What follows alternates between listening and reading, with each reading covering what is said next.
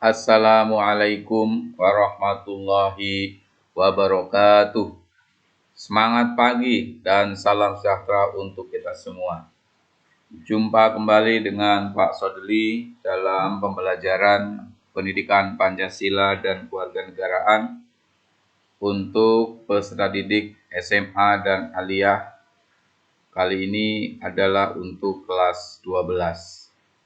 Anak-anakku sekalian, pada hari ini kita akan belajar tentang dinamika pelanggaran hukum yang merupakan submateri dari pelindungan dan penegakan hukum di Indonesia. Anak-anakku sekalian, sebelum belajar mari kita awali dengan berdoa menurut agama dan keyakinan kita masing-masing. Bagi yang beragama Islam, mari kita sama-sama awali dengan membaca basmalah. Bismillahirrahmanirrahim.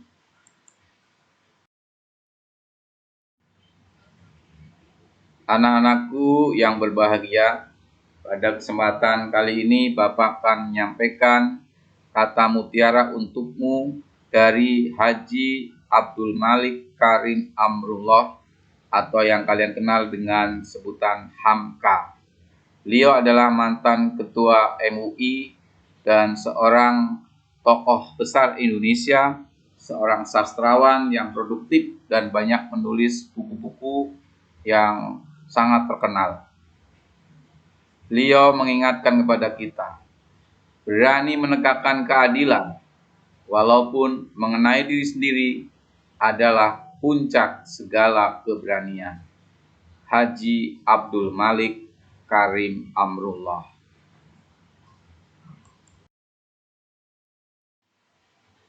Anak-anakku sekalian, dalam kehidupan sehari-hari tentunya kalian sering mendengar terjadinya pelanggaran terhadap hukum yang terjadi di masyarakat. Baik kalian lihat di televisi ataupun kalian lihat secara langsung, seperti terjadinya pembunuhan, pencurian, perampokan, bahkan tindak korupsi yang ada di sekitar kita. Apa sebenarnya pelanggaran hukum itu? Pelanggaran hukum sering disebut dengan istilah perbuatan melawan hukum, yaitu pelanggaran terhadap aturan perundang-undangan atau hukum yang berlaku, baik yang disusun di tingkat nasional sesuai dengan hukum nasional maupun di tingkat daerah dalam bentuk peraturan daerah. Pelanggaran hukum juga merupakan perwujudan pengingkaran terhadap kewajiban-kewajiban yang ditetapkan oleh peraturan atau hukum yang berlaku. Pelanggaran hukum merupakan bentuk ketidakpatuhan terhadap hukum yang disebabkan oleh dua hal. Yang pertama, pelanggaran hukum oleh si pelanggar sudah dianggap sebagai suatu kebiasaan. Yang kedua, hukum yang berlaku sudah tidak sesuai lagi dengan tuntutan kehidupan. Kedua hal inilah yang menyebabkan terjadinya ketidakpatuhan atau pelanggaran terhadap hukum yang berlaku di masyarakat. Anak-anak sekalian, saat ini kita sering melihat berbagai pelanggaran hukum yang terjadi di negara kita. Hampir setiap hari kita mendapatkan informasi mengenai terjadinya tindakan melawan hukum, baik yang dilakukan oleh anggota masyarakat maupun oleh aparat penegak hukum itu sendiri. Berikut ini adalah contoh perilaku yang bertentangan dengan aturan yang berlaku di lingkungan keluarga. Yang pertama adalah mengabaikan perintah orang tua. Yang kedua, mengganggu kakak atau adik yang sedang belajar. Yang ketiga, beribadah tidak tepat waktu. Yang keempat, menonton tayangan televisi atau YouTube yang tidak boleh ditonton oleh anak-anak di bawah umur. Yang kelima, menonton televisi atau begadang sampai larut malam. Dan yang keenam, bangun kesiangan.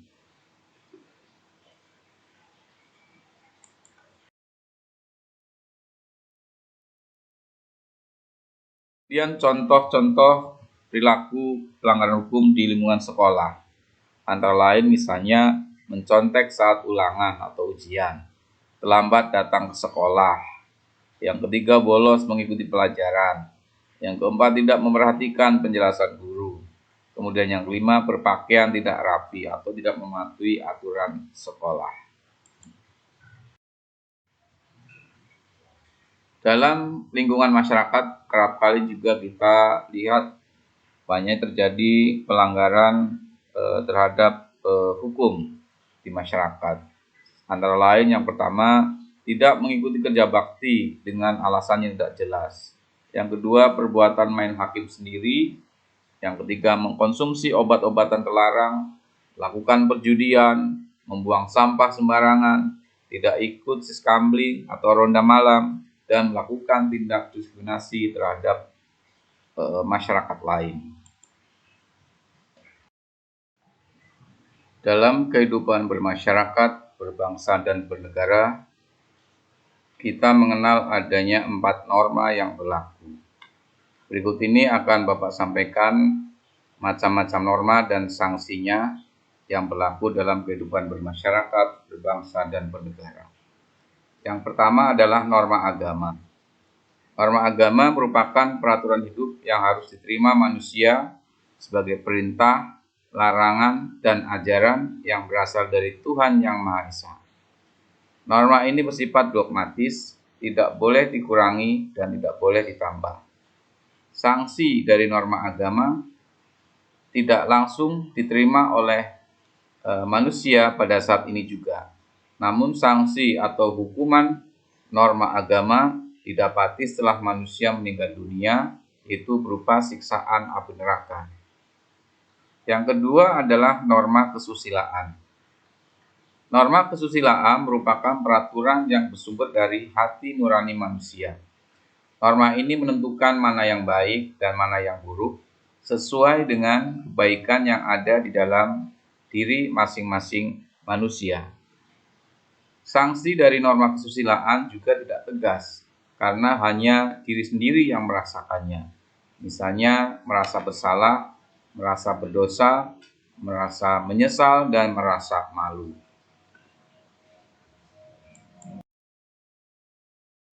Berikutnya adalah norma kesopanan. Norma kesopanan adalah ketentuan hidup yang bersumber dari pergaulan masyarakat. Norma ini didasari oleh beberapa hal, diantaranya yaitu kebiasaan, kepatutan, kepantasan yang berlaku di dalam masyarakat. Sanksi norma kesopanan juga tidak tegas, tetapi dapat diberikan oleh masyarakat dalam bentuk celaan, cemooh, pengucilan dalam pergaulan. Yang keempat adalah norma hukum.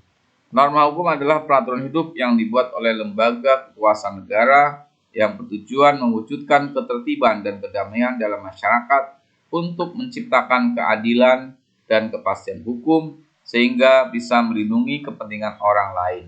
Misalnya berkaitan dengan jiwa, badan, kehormatan, kekayaan harta benda. Sanksi dari norma hukum adalah sangat tegas dan sangat nyata, serta mengikat dan memaksa bagi setiap orang tanpa kecuali. Anak-anakku sekalian, apa yang dimaksud dengan sanksi norma hukum bersifat tegas dan nyata? Tegas maksudnya adalah sanksi dari aturan yang dilanggar itu sudah dibuat dalam sebuah peraturan perundang-undangan. Sebagai contohnya ada seseorang yang melakukan tindak pidana, sudah ada hukuman yang menanti dia. Menurut pasal 10 KUHP, ada 2 hukuman yang ada di KUHP, yaitu yang pertama hukuman pokok dan yang kedua hukuman tambahan. Yang kedua, bahwa sanksi hukum bersifat nyata. Hal ini adalah karena aturannya sudah ditetapkan untuk si pelaku ditetapkan jumlahnya. Misalnya, dalam pasal 338 KUHP disebutkan bahwa barang siapa yang sengaja merampas nyawa orang lain diancam karena pembunuhan dengan pidana penjara paling lama 15 tahun. Inilah anak-anakku sekalian, sanksi dari norma hukum yang bersifat tegas dan nyata.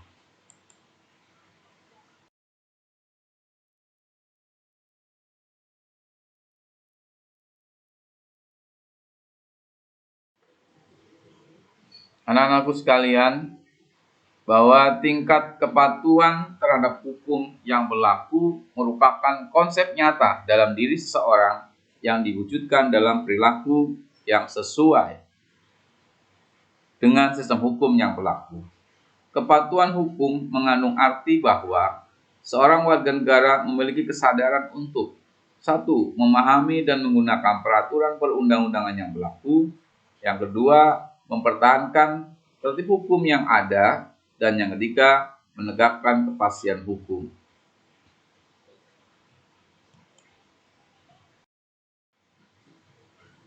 Ada beberapa ciri-ciri orang yang berperilaku sesuai dengan hukum. Ciri yang pertama, bahwa orang itu akan disenangi oleh anggota masyarakat lain. Yang kedua, tidak menimbulkan kerugian bagi diri sendiri maupun bagi orang lain. Yang ketiga, tidak menyinggung perasaan orang lain. Yang keempat, menciptakan keselarasan. Yang kelima, mencerminkan sikap sadar hukum. Dan yang keenam, mencerminkan kepatuhan terhadap hukum. Anak-anakku sekalian, berikut ini akan Bapak contohkan beberapa perilaku yang mencerminkan kepatuhan terhadap hukum. Yang pertama, di lingkungan keluarga, yaitu contohnya mematuhi perintah orang tua. Yang kedua, beribadah tepat waktu. Yang ketiga, menghormati anggota keluarga lain seperti ayah, ibu, kakak, dan adik. Yang keempat, melaksanakan aturan yang dibuat dan disepakati keluarga. Kemudian di lingkungan sekolah, beberapa contoh perilaku yang mencerminkan kepatuhan terhadap hukum di lingkungan sekolah adalah: yang pertama, menghormati guru dan karyawan sekolah. Yang kedua, memakai seragam sekolah sesuai ketentuan. Yang ketiga, tidak mencontek waktu ulangan. Yang keempat, memperhatikan penjelasan guru. Dan yang kelima, mengikuti pelajaran sesuai dengan jadwal yang sudah ditentukan. Kemudian yang berikutnya adalah contoh perilaku yang mencerminkan kepatuhan terhadap hukum di lingkungan masyarakat. 1. Melaksanakan norma yang berlaku dalam masyarakat. 2. Ikut serta dalam kerja bakti dan siskamling atau ronda malam. Yang ketiga, menghormati keberadaan tetangga. Yang keempat, tidak melakukan kekacauan dalam masyarakat seperti tawuran, berjudi, mabuk-mabukan. Yang kelima, membayar iuran warga. Kemudian contoh di lingkungan berbangsa dan bernegara antara lain adalah menjaga tertib lalu lintas. Misalnya memakai helm pada saat berkendaraan, membawa SIM atau memiliki SIM ketika berkendaraan, mematuhi rambu-rambu lalu lintas. Kemudian membayar pajak dan retribusi. Yang ketiga, ikut serta dalam usaha bela negara. Inilah beberapa contoh-contoh perilaku yang mencerminkan kepatuhan terhadap hukum di lingkungan keluarga, sekolah, masyarakat, bangsa, dan negara.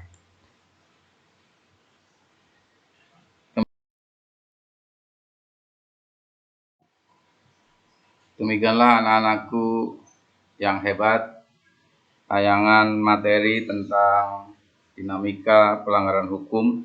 Semoga tayangan singkat yang Bapak uraikan dapat menambah pengetahuan kalian tentang dinamika kesadaran hukum.